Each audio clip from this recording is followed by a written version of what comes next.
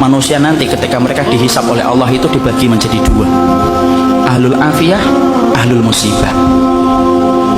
Ahlul afiyah itu siapa? Orang yang jarang diuji dengan sakit, orang yang jarang mendapatkan ujian dalam kehidupan, jarang mendapatkan kesempitan. Namanya apa? Ahlul afiyah. Ada yang kedua, ahlul musibah. Ahlul musibah itu siapa?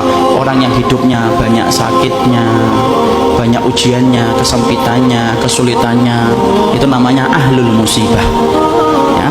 Ketika mereka dihisab oleh Allah Subhanahu wa taala, Allah kemudian menyampaikan bagi dua, ahlul afiyah dengan ahlul musibah.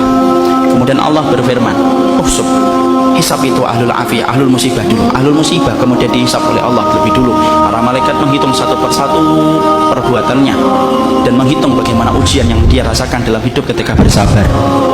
Kemudian para malaikat setelah mendapati semuanya selesai, mereka lapor sama Allah, "Ya Allah, ahlul musibah tidak tersisa dari dosanya kecuali sedikit, dan mereka mendapatkan pahala yang besar karena mereka bersabar atas segala musibah yang Kau berikan dalam kehidupan di dunia."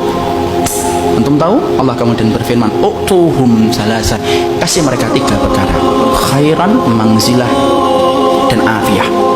Khairan, beri mereka kebaikan. Kebaikan kalau di akhirat apa? Surga. Beri mereka yang kedua, mangzilah. Mangzilah itu apa? Tempat yang paling tinggi di surga. Tempat itu tidak bisa diperoleh dengan sholat, tempat itu tidak bisa diperoleh dengan sedekah, tempat itu tidak bisa diperoleh dengan haji dan umrah. Tempat itu hanya bisa diperoleh bagi orang yang mereka diuji oleh Allah dalam hidupnya dan dia bersabar.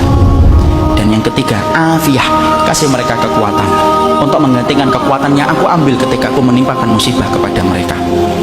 Maka ketika mereka dinaikkan ke tempat yang tinggi, ahlul afiyah, sebelum dihisab mereka mendongakkan kepala saking tingginya mereka.